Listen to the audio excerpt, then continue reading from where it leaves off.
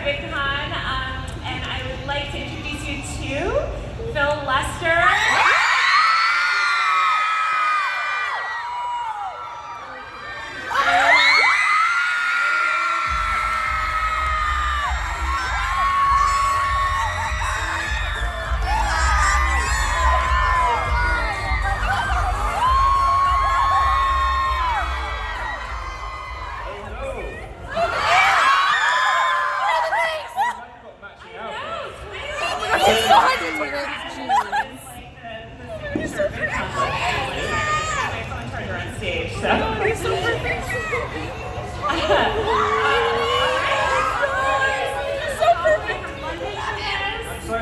I always feel very British when I'm speaking to Americans all the time. Like, ooh, I'm aware of my accent all the time. Well, I'm going to be looking at my phone. I'm not texting. I'm actually swearing. Oh, sure. I can see the Instagram. I can see the dog video. Actually, it's really low angle here. First of all, everyone, I tweeted out earlier, people's questions for you, and I feel like 80% of them were about Tony asking where. Okay, that's the whole thing. For those of you that don't know about Tony, I bought a set where you can grow a shrimp from powder, and it was only meant to live for about 6 weeks. From powder? Yeah, it's like the little eggs are in the powder, and they've been asleep underground for thousands of years. And you put them in the water, and they grow into a shrimp. And I thought it was going to die, and then I was like, oh my god, I'm going to Vidcon, and I can't just leave this shrimp in my apartment to die. So I bought a full 50-pound tank for it to live in, and then I had to buy a machine that feeds my shrimp every day. And we set up a box for it. So at home there's a little robot feeding my shrimp. You're going to come home and the shrimp is going to be like 150 pounds, like on your couch. It's going to be in the bathtub, like, hello. Where have you been? So, I know you have a lot of merch, and another thing people wanted to know about your merch collection is, are you going to sell vases? Vases? Oh, when you say vases. Vases. That's the thing. I mean, I like a glass of water, so why go back for more? When you can drink out of a giant one. It's a glass. Yeah. It's a large glass. It's too small. It's like a big one. So, you've been on YouTube forever. Yes, forever. Since the dawn of time. Since the dawn of YouTube. What have been some of your most memorable moments on YouTube? Do you have like one video that really stands out that you really loved? Ooh, the whole thing has been an adventure, and it's one of those things where you don't realize where it's going to go. So I just started making videos for fun, and I just didn't know that it was going to turn into this big thing. People would think it would be a convention all about people turning on a camera and chatting to it and then uploading it. So that was a big surprise. And it's really hard to pick out one memorable moment of this entire journey, because looking back on it, the whole thing's just been incredible and more than I could have dreamed of happening. Yeah, it's like a blur. It's a blur. It's a wonderful blur. So, you're kind of in the news a lot recently for coming out. Yes.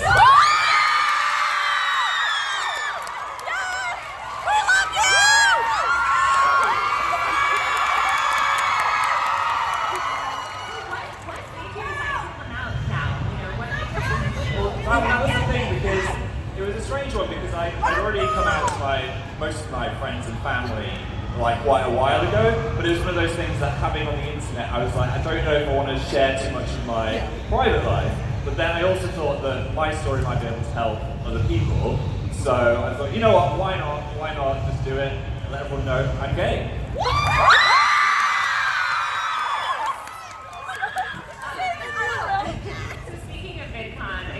Yes. How many Vidcons have you been to?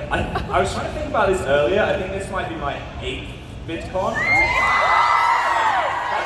Every sentence you say, we're just going to hear like that. That's a lot of Vidconing. That is so much. Vidcon's only been around for 10 years. I know. And thinking back to my first ever Vidcon, I was so nervous to even come here, but also I was really excited because I hadn't been invited to one before, and then I got invited to this one. I was like, wow. I feel like a legit YouTuber now. And I had probably the worst hair of my life as well. It was a great impression to give everyone. What would you say, what's been your best Vidcon so far? Honestly, I think the first one, just because I'd never really been to America to meet all of these creators that I watched, and I was like, Anthony Padilla's over there. And it was like, it's such a big deal to meet all of these people that are doing YouTube, and I was still quite new to having a big audience, and then seeing how far other people were taking it was crazy. So that was my next question. Is I was wondering if you're ever starstruck by it. Oh my gosh, that was a big one when I first saw Anthony back in the day. I was like, I'm such a big fan, but you don't want to be that person. So Did you say that to him? No, I was just like, all right. Okay. Wow, he's unfriendly. I think I played it too cool, but we're good friends now, so that's nice. Yeah. And also, I hung out with Sophia Nygaard. We've chatted before at the other Vidcon, and we talk online sometimes. But there's something about her videos I just find so relaxing. I just like, if I'm in a bad mood, I just want to watch someone melt 400 candles together into one candle, and it just really fills me up. Anyway, we hung out with her and Tyler, and also Symphony Logical and her sister. So it's just nice to be able to see friends that you wouldn't normally get to see, because no one comes to London. I'm so far away. Do they have London Vidcon? They have started doing a London Vidcon now, but I think only a few Americans have dipped their toes into it so far. They need a Vidcon exchange program. Yeah. All the YouTubers kind of go everywhere. Yeah. And yeah, I love to watch the soap carving videos. Oh my gosh, the soap carving, the slime. Yeah. Like my Instagram feed, do you know what I recommend you videos? It is all just dipping fingers into You ever slime. Wow. Yeah, I have tried to make slime, and it went actually surprisingly well. If anyone needs a slime recipe, check out my video. It's hard to make. It is hard to make. It's glue all over it. Yeah, there's glue, there's chemical reactions happening that you don't want to be happening. It's very sticky, it's a whole thing. So speaking of memorable videos, what videos are really memorable that you've made? Have you ever had a really great time making a video, or what videos have the most fun making? It's been a whole journey of making videos. I think I did one which was a tour of my brain, which was a lot more artistic than I usually have. It involved me cutting out things out of cardboard and opening mysterious brain flaps, which is not a word I thought I'd say today. That was quite a crafty one. And also, I think the coming out video was actually quite a big deal to me.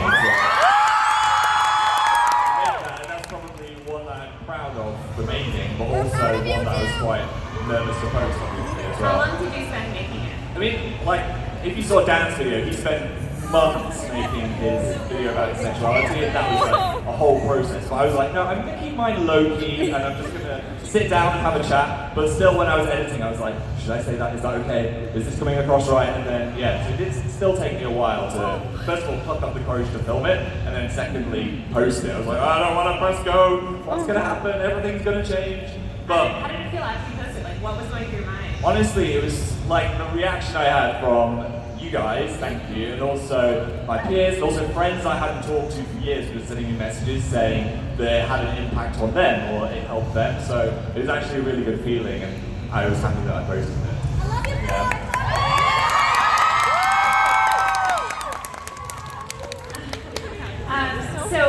I think people had a few questions about England. Oh, okay. I guess, you're a British ambassador. I will be here. the British ambassador today, yes. So what are some British things that we should know here in America? Is there any kind of like British YouTuber slang? Well, one thing about Britain is sometimes I'll say, oh, I'm from London, and they'll be like, oh, do you know my friend John? And I'm like, no, it's actually quite a big place.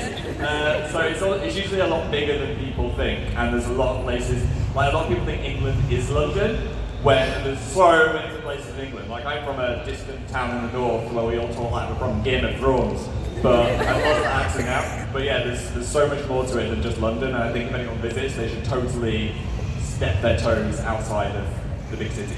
What would you say is the biggest difference between like British YouTubers and American YouTubers? Ooh, I don't really. I feel like a lot of YouTubers are now, they're not doing similar things, but I wouldn't say there's a huge difference, because YouTube's like a whole creative platform now, so people aren't just vlogging anymore. There's short films, there's whole feature films on there, so I wouldn't say I've noticed a huge difference between the two. Yeah. Speaking of YouTube, I know there's probably some creators out here in the crowd among these fans. Raise your hand if you have a YouTube channel. Who has a YouTube channel? Oh, there's a lot. So what advice would you give to people that are just discovering YouTube or just, deciding to post their first video, but they might be a little bit nervous? What would you tell them? I mean, it's always quite a nerve-wracking thing. So if you've already posted a video, then well done. You've already done the first thing. And I'd say do something that you want to make. Don't look at what everyone else is doing and think, wow, I need to copy that. I need to be like them. I need to do this because that's successful. Because if you're not doing something that fulfills you creatively, then I'm not sure it's going to be something you're going to want to stick with. And it shouldn't all be about the views and the numbers and think, oh, I've only got 10 views on my video. And if you think about 10 people, that's like quite a few people to have a chat to. And if it's 100 people, that's like, imagine if they're like all in the room with you.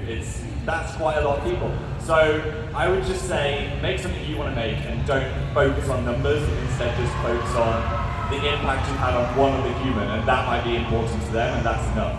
I love that. What are some things you hope YouTube never changes about YouTube? Ooh, what would never change? That's hard. I know, it's hard. I was thinking about this myself. Yeah. One thing, I don't know, I just think there's such a great creator community on YouTube, so I hope that, you can still come to Vidcon in 20 years. Yeah, no, I hope so, and I hope it stays a place where people can be freely creative and upload something that they're proud of.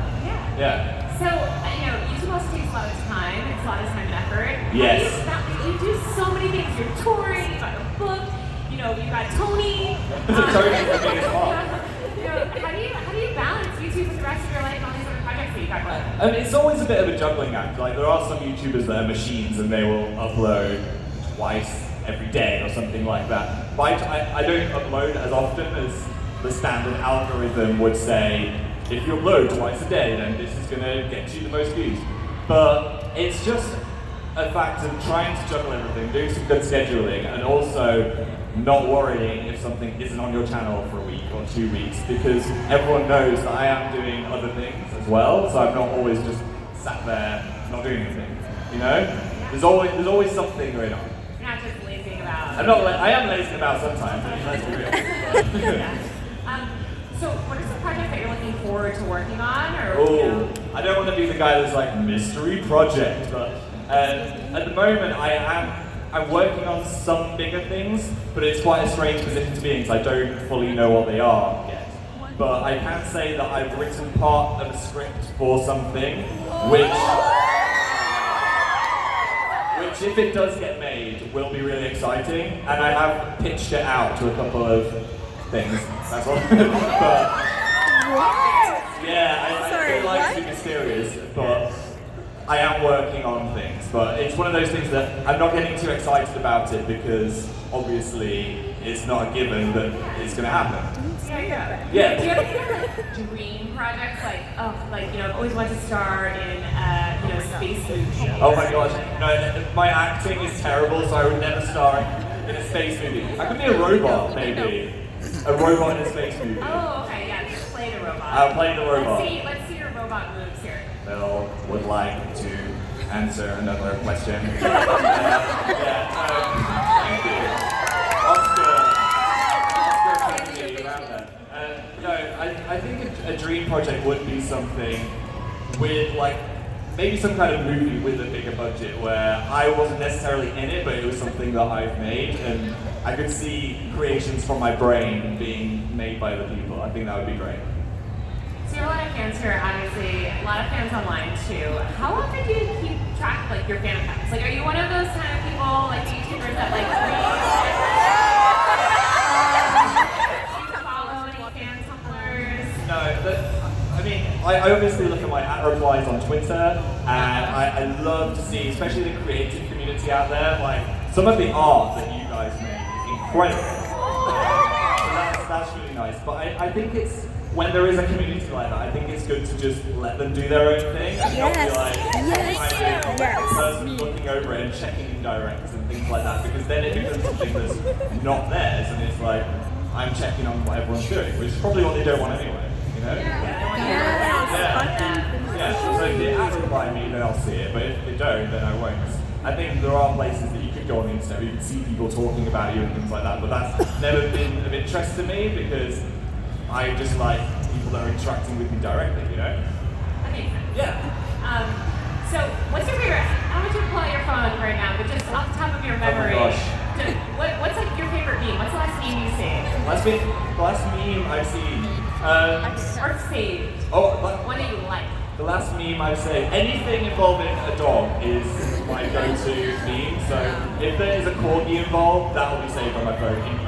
That is a very British answer. A corgi, I know. It's my favorite dog. So cute. Their little faces. I obviously don't want to eat them. I don't want to eat one, but you know, I emotionally want to eat one. Yeah. What's the other one? The Shiba Inu are also in the memes. I feel like corgis are underrepresented. They're Korg. 2019 is a big year for the Korg. I think they're Did you ever get one? I mean, I would love to get a dog, but a dog is also a huge commitment that you can't take lightly, so I don't want to just get one and then not be able to look after it properly. So I need to be at a place in my life where I'm like, dog time. I have space to. Maybe I'll see if Tony's still alive when I get back, and then I know I can look after a shrimp. Maybe I can move on to another animal. Yeah. Yeah, Tony will watch the dog, it'll be fine. Dog, I love that to watch the dog. Yeah, or they could breed to make some kind of horrifying shrimp dog. I know, I started saying it, I was like, stop it. On that note, we have some fan questions. Ooh! Some questions from Twitter. Cool. Should I be their outlet? Is it, yeah, let's say their names as well. Alright, so first we've got, I don't even know if these are their real names. One is called Nachos, 12 Days Until Try Guys. What's their app name? At Human Lester. Human Lester. Shout out to you. They actually had a question about Tony too. People are very concerned about his well-being. They don't trust this robot that you. No, I should have got one of those pet cams where I could have maybe live streamed him while I was away. My mom It's alright. Yeah, you should live stream it to the fans. They can keep track. Yeah, there's actually someone that sat at the desk at our apartment, like the concierge guy, and I was like, I do have a shrimp in the apartment, so if it's an emergency, save the shrimp. Yeah. Let's go to one from Fantastic DNP. Okay. Fantastic DNP. This is our important, all caps, exclamation point. Yes. So I need you to answer honestly, what socks do you have on right now? Oh my gosh. Oh, this is very appropriate for the US. It's hard to see. I've got waffles with little bits of butter on top. Which is actually betraying my love of pancakes. Are they matching? You know. Yeah. Is that your Vidcon or what do you use? Perfect for America. Oh, for America. Yeah, we don't really do much of the waffles and pancakes back in England. So whenever I come here, I'm like, inhale all of the butter. Yeah. That's sad. You need to be the one to like popularize waffles in England. I know, I'm going to start my own waffle stand. If YouTube fails, like in a couple of years when it shuts down, Phil's Waffles. So open up. Yeah, thank you. The next one is for the only reason, spelled T-E-H. Only reason. Only reason with two N's. Are there any awkward interactions you've had that still gives you flashbacks to this day? Oh my gosh. I mean, if you watch my videos, you know my life is a whole series of awkward interactions. But there is one, I think I've spoken about this before at a panel, so sorry if I've already told you. But I was on a train, and it was completely full. I got on this train, I was like, it's so full, there's nowhere to sit. Except there was a seat next to a woman who was asleep. And I was like, okay, I mean, she's asleep, but I might just sit down quietly. So I need somewhere to sit, it was like a 2-hour journey. Anyway, so I sat there for about 30 seconds when all of a sudden her hand went onto my leg and started rubbing it, and I was like, what's happening? What, is she asleep? Is she like reaching out to touch my leg? Until she looked at me and screamed because her boyfriend had gone to the toilet and she thought that I was her boyfriend and had come back to the seat. So then she looked at me, I was like, oh my god, I'm sorry. And then her boyfriend was like looking at me, he'd come out of the toilet. And I was like, alright mate, what are you doing, my girl? I was like, I'm sorry, this is such an awkward misunderstanding, I don't know how to explain it. So I was just like awkwardly backing off down the train carriage. So that's why now I love going trains. That always, whenever I think about awkward moments, there's a lot, but that's always like the A star. I have like secondhand embarrassment Yeah, like I've got back sweat now. It's a lot. The next question is from @AmazingChamps33, and no spoilers, because I have not seen it yet somehow. Oh my gosh. But how did you feel about Stranger Things 3? Ooh. No spoilers! No spoilers. I have not seen this yet. I'm on to episode 3 and I'm loving it so far. Yeah. I'm not someone that binges shows. I can't watch it all in one day. I need to. How? I know. How do you like not watch it all in one day? Because then I'll be sad when it's over. So I like eke it out. I'll do like 2 a day maybe. Are you one of those people that takes like one bite of their Halloween candy? No, with candy I'm like. No, but I'm loving the summer theme of Stranger Things, and I feel like already it's a much stronger season than season 2. I don't know if that is. Yeah, people agree with me. I'm interested to see where it's going. I've seen the scene with the rats, that's all I'll say, which is quite disturbing. There's a rat scene. I feel like you should be a guest on Stranger Things. I would love to be a guest on Stranger Things.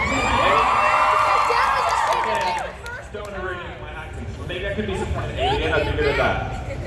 Aliens and robots, I feel like we're having a lot of conversation. Okay, the next one is from @Opheliola, OPHELIOLA. Leola. Oh my god! So she's asking, is there something from the new era of YouTubers that you wish you had during the OG YouTube era? Oh my gosh, the new era. I'd say fast internet, because back in my day, no, I'd make a video and then it would. Hitch the computer to a horse. Yeah. I had to give the video to a horse and then it delivered it. No. It took like 4 hours or 5 hours to upload a video. Or something like a big one would like keep uploading overnight. So to be able to like upload something a bit faster, I take that. What else do I take from now? I don't know. Maybe my knowledge and wisdom of not being a 17-year-old. That's fair. Yeah. What do you do? Oh, well, sorry. This is from TANOUTTATEN.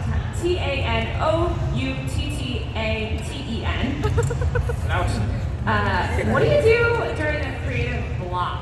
Oh, see this? How do you get through it? Having been on YouTube for so long, there's obviously going to be a time where I'm like, I literally have no idea what to do. And I think anyone in the creative industry is going to have a creative block.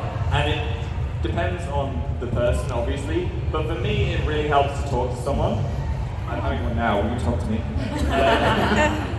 But it helps, like I've got Dan, I can talk to him about like, what do you think of this idea, or what do you think of this? Or also I will, this sounds very off-brand, but I will go out for a walk and just clear my head. And, or if something is really blocking your brain and you can't think of it, just stop forcing it and maybe try thinking about something else, or go to sleep and try again the next day, because you can't always force an idea. And then if you've done that, the next day you might be like, oh, there we go, brainwave. I know how to do this. I wake up with an epiphany. Yeah. Okay, this is from CompromisingPML. Oh, compromising. What's this gonna be? How was it performing in front of 5,000 people for 80+ shows for around a year? Oh my gosh. That sounds so nerve-wracking. Yeah, I mean, going on tour was probably one of the most incredible experiences of my life. First of all, I get to see so much of the audience, like every day it's a new audience. But also, it's quite a nerve-wracking experience, because you're going, I mean, I'm on a stage right now, this is quite scary. You scared? Maybe? Hello. No, but you never know what's going to happen. But also, the good thing for me is that I was performing in front of a crowd that already knew me and enjoyed my videos, and that was kind of a warm, fuzzy feeling, rather than they're going to attack me, I'm doing a presentation at school kind of feeling. So I think the first show was scary, but then after like show 3 or 4, I was just loving it so much I didn't want it to end. And Did you have any people that like followed you on tour, like from multiple cities or countries? yeah, there was some familiar faces, especially in America, because we were on a tour bus, so we could go sleep on the tour bus, and we'd wait for a new place, but someone else could drive to the next place and come see the show again. But the good thing about the show, you should totally get a DVD, by the way. The good thing about the show is each one was quite different, because we had a lot of segments that had audience interaction. So we had this website where you could fill in like different answers. So like we did a truth bomb thing, like people could roast us. So that was refreshing for us. So because each day we didn't know what was going to be on the screen behind us. that kept the show fresh, but also had a rewatchability for someone that might have been to the last one. Yeah. This is from @requitelove. Has there been a point where you wanted to quit doing YouTube? Like, did you ever feel like too much and you're just burned out? You want to not do anymore? Not necessarily YouTube. I had a bit of a I don't even want to be on the internet moment. I don't know what year it was, but basically I was in a very embarrassing car insurance advert, and it was where back in the day, I don't know if it was like 2008 or 2007, but just the idea of being on TV was really exciting, even if it was in some kind of weird car insurance spawn. I don't even know if I got paid for it. I don't think it's like they're just like, do you want to be in this? I'm like, yeah, sure. So I sent them a clip. What I didn't know is they put this advert out, I'd say, every 30 minutes on British television, every ad break had my face in it. And it was to the point where people in the street that didn't know me from YouTube were like, oh my god, it's the car insurance guy. It got me quite nervous to go outside, because I was like, people are recognizing me from this annoying advert, and I didn't realize how annoying it was at the time, because I thought it was just going to be some kind of in-joke with my friends, but it just turned into this huge thing where everyone was recognizing me from this advert. So at that point I was like, maybe this might not be for me if I'm not enjoying this kind of attention. If my YouTube gets bigger, what if it's the same? But you don't realize the difference between people that enjoy my videos that I'm happy to make, and then if I see someone now in the street, they'll be really nice and not laugh at me. That's really funny. I feel like you're kind of like a meme before. I was a meme. I was literally the annoying car insurance guy. This one is from @bunsomethingh. Yes. She says, I have very bad social anxiety. Do you have any advice? By the way, Buns. Oh, thank you. Love you too. Social anxiety. I think that's not something I'm qualified to give proper advice on, but I do suffer from anxiety myself. And I think it's just something where what helps me is, I think when you have that kind of social anxiety, you're always worried about what other people are thinking about you and how you're presenting yourself and what they're thinking about you and what their feelings about you are.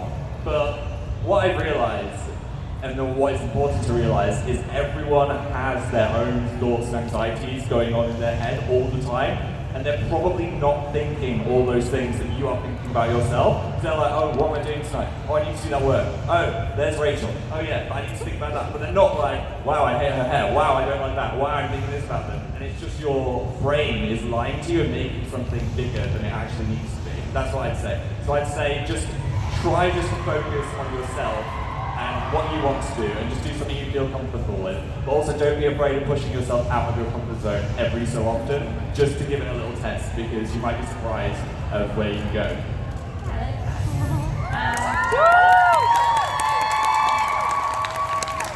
Next question is from @SpacePlums.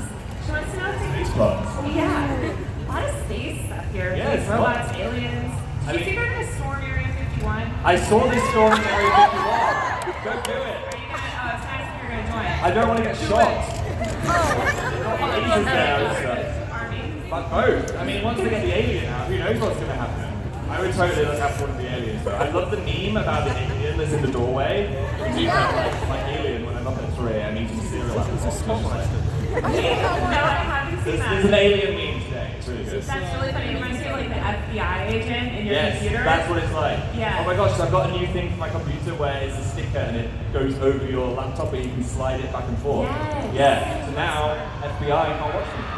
They just have to watch your YouTube videos like everyone else. Yeah, they don't get direct access. They can still listen through the microphone, but they can't watch. Well, Space Arms wants to know, is your gaming channel coming back? Oh yes. I think that was one of the most popular questions. Aside from and I'm so happy people enjoy the gaming channel. We took a pause from the gaming channel using the word hiatus, which always seems like a bit of a dramatic word. But the thing is, Dan wanted to obviously take a break because he didn't want to do any YouTube videos for a while. So he was planning this video about his sexuality, and that was such a big deal for him. So I was like, okay, well, if that's the case, we should pause everything for a bit. But also, I think when you're making something, even if it's really great and people love it, you should always have a pause and think about, what do we want to do with this? Is this going to last forever? How's it going to work? So the truth is we haven't sat down and had a full chat about what's the gaming channel going to be now, but it is something that we're really happy people enjoy, and also in the future, because the thing is, with gaming, people come to the gaming channel because they like watching me and Dan do things, and I feel like the gaming part of it is less important than the funny bands.